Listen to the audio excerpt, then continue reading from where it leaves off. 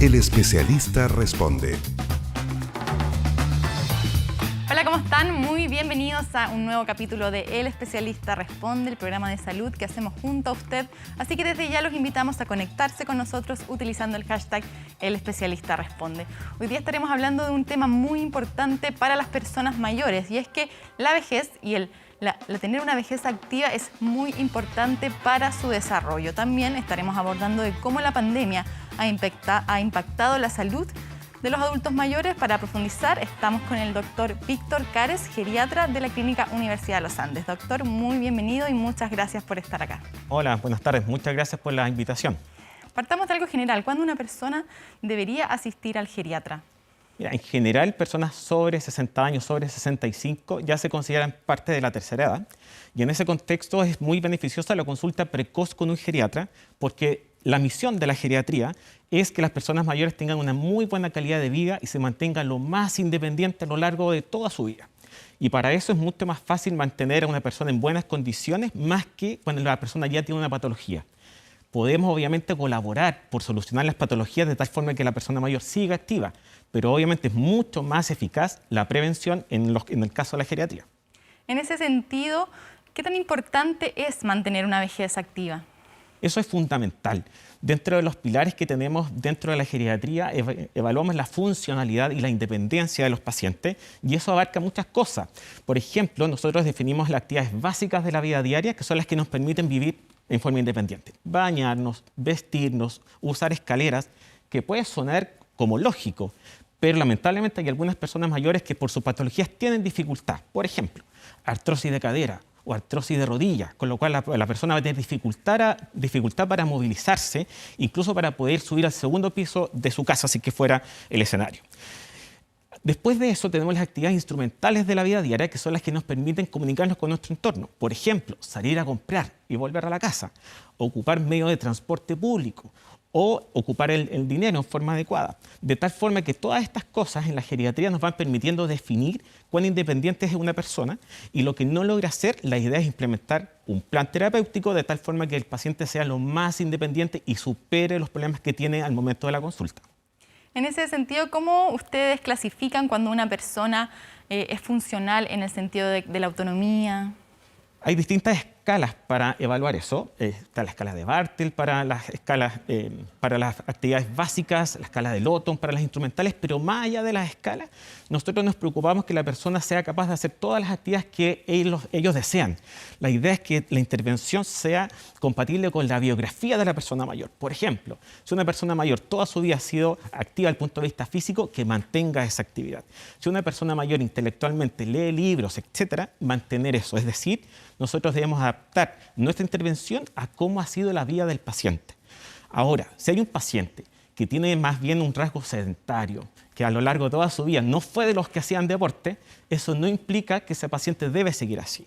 Nosotros podemos dar ciertas sugerencias para iniciar una actividad física, lo cual es uno de los pilares para el envejecimiento activo, y de tal forma que esa persona sedentaria, que no hacía nada, darle ciertas nociones de cómo iniciar una actividad física. No lo voy a invitar inmediatamente a correr la maratón de Santiago, pero si esa persona es sedentaria, a lo mejor lo puedo invitar a caminar en el patio de su casa, o tomar la mano a la esposa y salir a pololear cerca de la plaza. Es decir, todo enfrentamiento que nosotros aplicamos a nuestros pacientes es individualizado, de acuerdo también a los requerimientos y cuáles son las cosas que más disfrutan las personas mayores. Y en base a eso, nosotros nos adaptamos para una intervención terapéutica. Claro, me imagino que por eso es tan importante visitar a un geriatra. Doctor, pasemos a ver las recomendaciones que nosotros hemos preparado justamente para mantener una vejez activa y para que estas personas, adultos mayores, no se deterioren también tan fácilmente. Perfecto. Por ejemplo, ¿qué tan importante es cada uno de estos puntos? La alimentación sana. Eso es fundamental. Dentro de las planes de alimentación para personas mayores, lo que habitualmente sugerimos es la dieta mediterránea, que eso no implica nada gourmet ni nada que la persona mayor no pueda encontrar libremente. Por ejemplo, eso involucra frutas, verduras, lácteos, fideos integrales, arroz integral, pescados, carnes con la menor cantidad de grasa posible. Entonces, si te fijas, no estoy dando ningún dato fuera de lo habitual. Por ejemplo, una persona puede ser charquicán y eso es dieta mediterránea. Porotos granados, eso es dieta mediterránea. Las personas que se alimentan con este tipo de dieta disminuyen considerablemente las patologías cardiovasculares. Se maneja muy bien la presión arterial, la diabetes y también disminuye el avance de un posible deterioro cognitivo. Por tanto, es fundamental la alimentación saludable de las personas mayores. Vemos acá que la actividad física también es una recomendación para tener una vejez activa, pero ¿qué tipo de deporte, a lo mejor qué tipo de actividades se refiere con actividad física y por cuánto tiempo? Perfecto.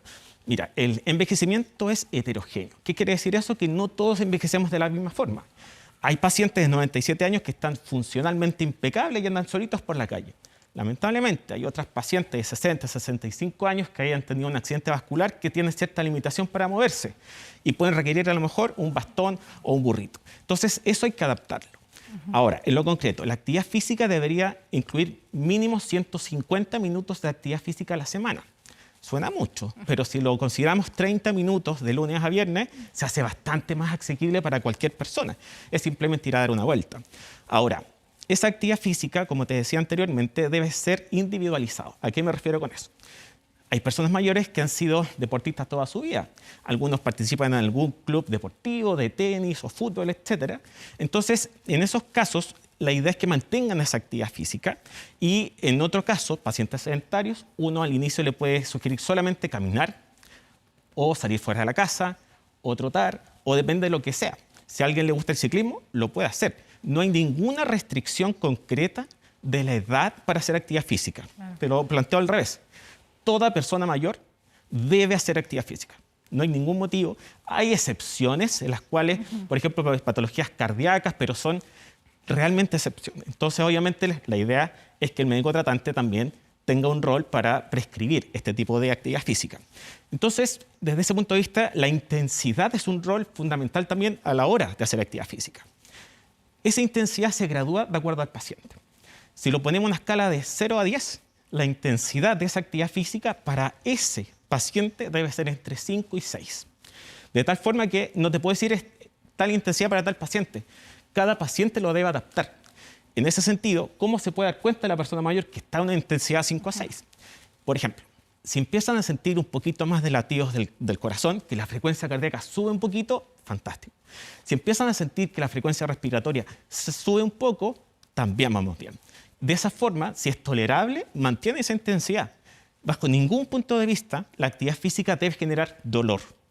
Es decir, si alguien tiene dolor por esa intensidad, inmediatamente la debe suspender y acudir a un control médico para evaluar qué es lo que condicionó ese dolor. Claro.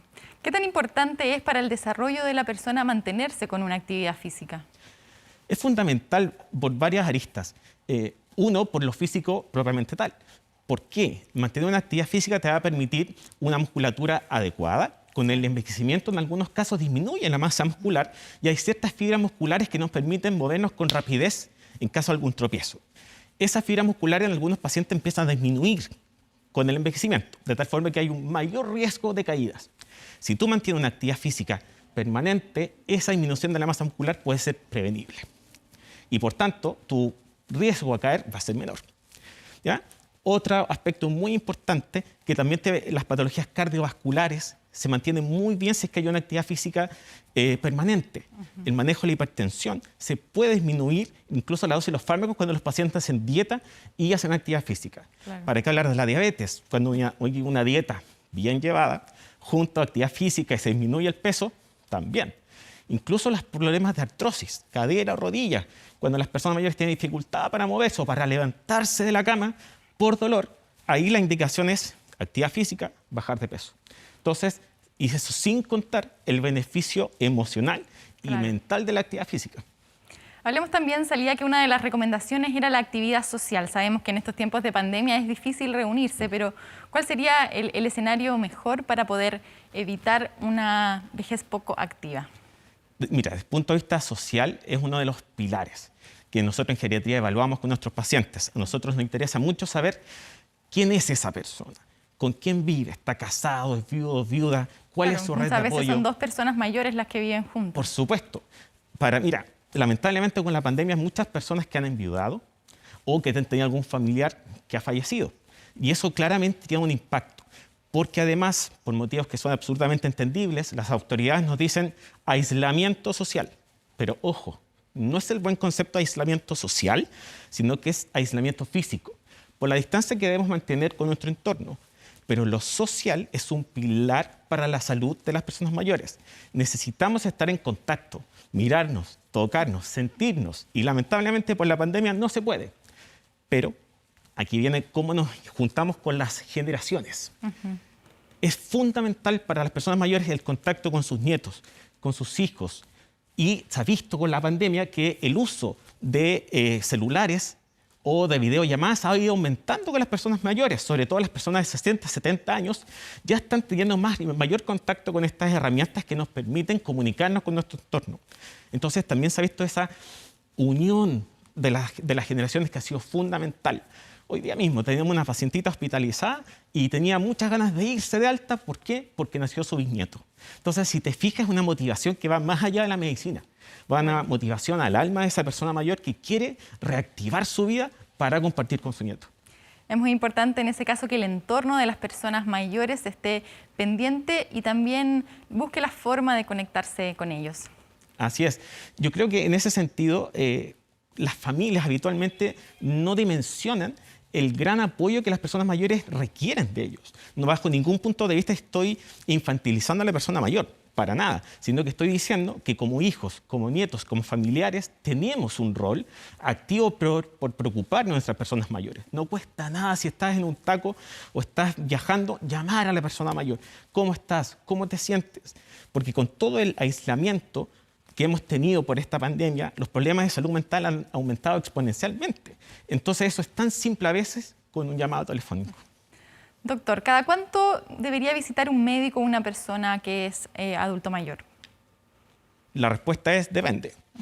Personas mayores que son absolutamente saludables, que se mantienen muy bien, con un control cada 6 meses o incluso cada 1 año es suficiente.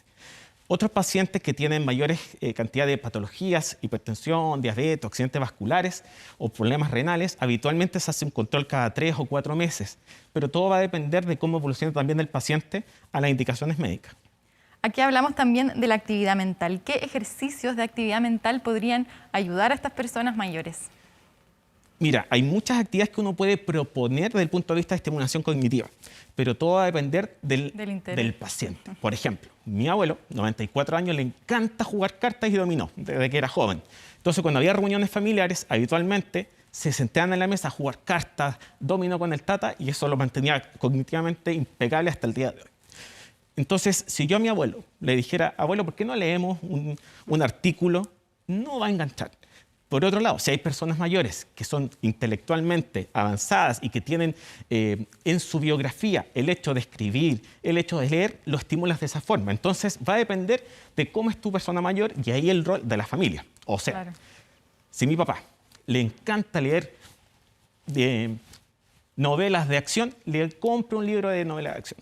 Si a mi persona mayor le encanta jugar cartas, juguemos cartas. Lo que importa es que la persona mayor se sienta acompañada, se sienta querida y tú le propongas cosas que son compatibles con su biografía. Hay que conocer entonces para eso a nuestros adultos mayores. Doctor, hablemos justamente de la pandemia. ¿Qué impacto ha tenido, por ejemplo, en la vejez de las personas? ¿Se ha acelerado este proceso? ¿Ha llevado más desarrollo de ciertas enfermedades, patologías? Sí, mira, en verdad la pandemia a todo el mundo nos ha afectado, pero particularmente a las personas mayores ha sido un golpe bien duro, porque efectivamente todo lo que nosotros planteamos como tratamiento a nuestros pacientes no lo podemos hacer ahora, o la mayoría al menos. Por ejemplo, controles habituales. Lamentablemente muchas personas mayores han tenido que dejar de ir a sus controles porque o no hay hora o porque efectivamente están en una comuna que están con cuarentena. Entonces, ese acceso a la prevención se ha visto absolutamente mermado, así que es uno de los principales conflictos. Segundo, la funcionalidad. Te mencionaba que para geriatría lo más importante es cuán independientes son nuestros mayores. Claro. Y por el mismo mensaje de no salgan de su casa, recordemos que hubo un sesgo por edad, que las personas de tal edad no podían salir. Era necesario por la pandemia. Pero estoy contextualizando que esas medidas que eran preventivas provocaron que nuestras personas mayores progresivamente se desfuncionalizaran. Entonces, ¿para qué se iban a levantar si no podían salir? se quedan acostados. Que el hecho de estar en reposo, por ejemplo, una semana, un par de días, disminuye la masa muscular, disminuye la masa ósea, disminuye tu capacidad cardiovascular. Entonces, si a la semana siguiente se quería parar simplemente para ir al baño, le faltaba la fuerza. Por tanto, ¿qué hacía? Mejor me quedo acostado. Entonces, había un círculo vicioso de una desfuncionalización progresiva. Y tercero, ahí había un pic de patología de salud mental en nuestras personas mayores. Depresión, ansiedad y algo muy significativo, problemas de memoria. O sea, muchos pacientes con deterioro cognitivo o una demencia tienen ciertas actividades como rutinarias que les permiten mantener su día. Y por la pandemia se vieron afectadas. Por ejemplo, el hecho de que había teletrabajo, mucha gente se quedó en su casa a trabajar. Y eso descompaginaba a las personas con demencia porque no entendían qué estaban pasando. Claro, la rutina. O se juntaban o salían a caminar, ahora no podían. Entonces, los trastornos conductuales en pacientes con demencia también ha sido un problema muy severo y un motivo de consulta en geriatría muy frecuente en esta pandemia. Pero sin duda alguna, los trastornos anímicos han sido un problema no menor en el desarrollo de la pandemia. Y desde el punto de vista anímico, se ha visto que en la medida que pasa el tiempo con la pandemia, van aumentando los trastornos de salud mental, a diferencia de otro tipo de patología. Sí. Entonces, mientras antes logremos cierta estabilidad, eso va a ser un plus para poder disminuir un poquito este tipo de patología en nuestros pacientes. Doctor, vamos a ir a una pequeña pausa comercial y ya seguimos hablando del importante tema que es la salud de nuestros adultos mayores. Pero antes vamos a saludar a nuestros auspiciadores. ¿Se ha preguntado qué le permite observar los detalles? La mácula es la responsable de que usted pueda leer, enhebrar una aguja y distinguir la cara de las personas. Las enfermedades de la mácula pueden afectar a niños y adultos, pero podemos prevenir sus complicaciones con exámenes y tratamientos realizados a tiempo. Visita a su oftalmólogo y cuide su visión. Clínica Oftalmológica Mira, ver bien, vivir mejor.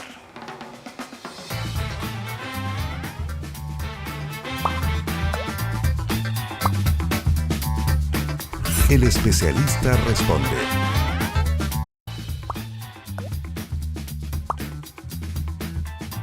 El especialista responde. Ya estamos de vuelta aquí en El Especialista Responde, hablando sobre las personas mayores, los cuidados que ellos deben tener para tener una mejor vejez. Para ello estamos con el doctor Víctor Cares, geriatra de la Clínica Universidad de los Andes. Y estábamos revisando, doctor, cuáles son las implicancias que ha tenido esta pandemia en la salud de nuestros adultos mayores, y también nosotros hemos preparado justamente recomendaciones que pueden ayudarnos a disminuir este impacto. Vamos a pasar a revisarlas para así que usted nos detalle cada una. Perfecto.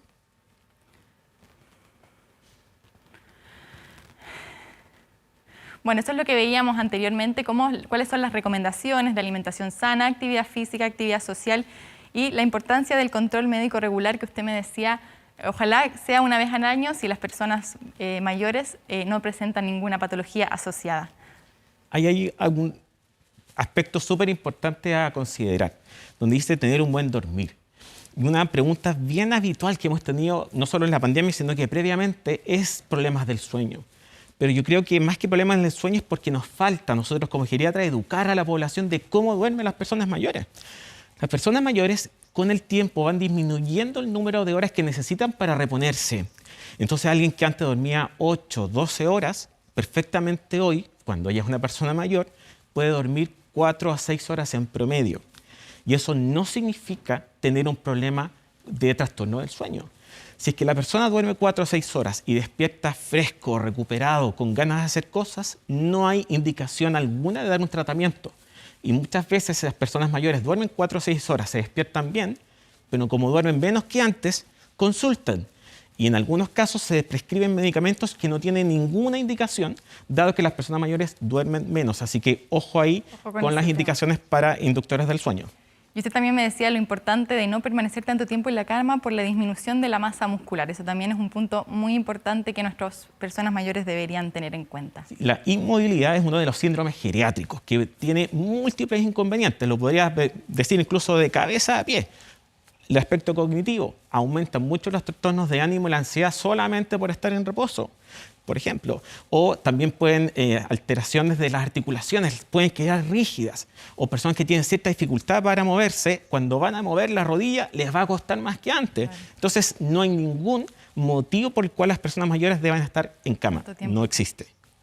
Doctor, vamos a pasar a revisar las preguntas que nos han llegado a través de nuestro hashtag El Especialista Responde por nuestras redes sociales sobre las recomendaciones justamente para tener una vejez activa. Aquí José Leiva nos dice, con la pandemia mi papá de 81 años desarrolló nuevos hábitos y se acostumbró a no salir. ¿Cómo es aconsejable que él pueda nuevamente cambiar de hábitos y no sean tan bruscos? Perfecto. Es algo muy habitual que hemos visto en esta población por las mismas indicaciones, ya lo dijimos de la autoridad, la restricción a salir. Entonces, la invitación es a progresivamente empezar a retomar las actividades que previo a la pandemia la persona mayor realizaba. Por ejemplo, solamente el hecho de ir a comprar el pan y volver ya te permite una sensación de mayor bienestar, una sensación de mayor salud, porque ya empiezas a recobrar tu vida. Además, como las restricciones están disminuyendo afortunadamente y con todas las precauciones, usando mascarilla, etcétera, se pueden empezar a juntar con otras personas. Mi madrina, la semana pasada me contó que había salido a juntarse con su grupo de personas mayores en algún lugar y pudieron todas con todos los recuerdos, se sacaron la mascarilla, se vieron, conversaron y disfrutaron. Entonces, esa es la invitación, a ver el lado favorable a estas ciertas libertades que tenemos hoy, pero siempre con las precauciones que son necesarias. Claro, a lo mejor estaban muy acostumbrados a no salir por el confinamiento, pero es importante que vuelvan a salir especialmente para realizar actividad física. Absolutamente. Acá tenemos otra pregunta. ¿Qué juegos recomiendan jugar con adultos mayores? Algo que más o menos habíamos visto ya. Sí, va a depender en verdad que llamemos juego, pero a lo que voy, todo va a depender de la persona mayor. O sea, cualquier cosa que tú creas que va a mantener activo a tu abuelo, a tu padre, hazlo. Entonces, no te puedo decir un juego en particular. Ahora, si quieres algo de estimulación cognitiva, pueden ser puzzle, sudoku, etcétera. O sea, cosas que sean lúdicas, pero también que la persona mayor quiera hacerlo. Bajo ningún punto de vista hay que obligarlos, porque si no, en vez de tener una actividad de distracción, lo va a estresar más. Veamos la siguiente pregunta. Acá nos indica Nicolás Romero, mi abuelo se acostumbró a que lo llame a una hora determinada todos los días. ¿Estaría mal si un día lo quiero sorprender y lo llamo a otra hora? Al contrario, lo mejor que puede pasar es que lo sorprenda varias veces al día, si quieres, llamándolo, obviamente respetando esa hora que siempre él llama. A las personas mayores habitualmente les gustan los rituales o ciertas ceremonias que para ellos son significativos. Recordemos que ellos ya están en una etapa final de su vida en la cual quieren disfrutar y sentirse parte de la sociedad y de su familia. De tal forma que a lo mejor para uno cuando está trabajando, llamarlo no sea tan fundamental. Pero para él, recibir ese llamado involucra cariño, atención y preocupación. De tal forma que si lo quieres llamar, perfecto. Y ojalá todos tus familiares lo puedan hacer. Un llamado a los nietos es cosa que se organiza la familia. Claro, por ejemplo, todos los lunes Juanito va a llamar al tata, todos los martes, etc. Es cosa que nos organicemos de tal forma que la persona mayor se sienta acompañada por la familia. Se puede. Vamos a ver la siguiente pregunta. Aquí nos dicen, ¿es un buen indicador de fragilidad en el adulto mayor la velocidad de su marcha? Bueno, primero definamos qué es fragilidad. La fragilidad es un síndrome geriátrico en la cual hay una disminución de la capacidad de las personas mayores a responder en forma adecuada a los distintos noxas que tengamos. Por ejemplo, un paciente de 40 años que se resfría puede que esté 2 o 3 días con síntomas, le das un tratamiento y posiblemente después eso va a andar bien. Una persona mayor frágil, por ese mismo resfriado, puede estar en cama un par de días, siendo mucho más difícil que se recupere y llegue a su nivel basal. Entonces, uno de los factores que van determinando que las personas mayores sean frágiles es la velocidad de la marcha, es decir, cuando la persona mayor disminuye la velocidad con la que camina. El punto de corte es 0,8 metros por segundo, pero más allá del punto de corte, si tú ves que tu persona mayor está caminando más lento, ojo, llévalo al geriatra. Ya, ahí, ¿qué sería lo indicado, por ejemplo, en cuanto a un tratamiento? Primero hay que evaluar cómo es la característica de esa marcha, porque hay que evaluar si hay factores intrínsecos, extrínsecos asociados a ese problema. Por ejemplo, si una persona mayor tiene problemas de artrosis en la rodilla, tal vez camine lento porque le duele la rodilla y lo que tienes que hacer es fortificar la musculatura y darle analgesia. Pero si tienes otro paciente que tiene una alteración asociada a una diabetes mal controlada, que el sistema nervioso tiene algo que se llama neuropatía diabética, debes enfrentarte de forma distinta. Entonces hay que evaluar integralmente a la persona mayor, determinar cuáles son todos esos factores y tratar de dar un tratamiento lo más amplio posible. Sería un buen indicador entonces y hay que ponerle ojo y visitar algún geriatra. Vamos a ver si hay otra pregunta. Aquí Felipe García nos dice, a mi abuela le encantaba bailar, pero en las últimas semanas no ha estado tan activa. ¿De qué forma puedo motivarla? Primero, una excelente actividad bailar. Tiene múltiples beneficios en todo ámbito. Entonces, lo que se puede hacer no es esperar que la abuela baile, sino que invitarla a bailar. Puedes bailar tú, buscar con música, eso es importante. Buscar música que para la persona mayor sea significativa. A lo mejor para ella, estoy inventando, puede ser un tango. Saca tú a tu abuela a bailar un tango, no esperes que ella lo haga, de tal forma que sienta la motivación de la preocupación de la familia. Y eso sin duda alguna va a funcionar. Muchas gracias, doctor. Queremos agradecerle al geriatra Víctor Carés, geriatra de la Clínica Universidad de los Andes, por haber venido hoy a nuestro programa a responder todas nuestras dudas sobre el cuidado de las personas mayores. No, muchas gracias a ustedes por la invitación, y la idea es que todas las personas mayores se empoderen. Ellos son dueños de su vida y de tal forma que ellos son los que más deben promover su calidad de vida. Y en la clínica obviamente vamos a aportar todo lo que esté de nuestra parte para ayudarles. Un importante mensaje entonces. Y antes de despedirnos, los queremos invitar a visitar nuestro sitio web 24horas.cl, donde el equipo ha preparado un completo informe sobre la vejez. De esta forma nos despedimos de este capítulo del Especialista Responde, pero nos volvemos a conectar la próxima semana.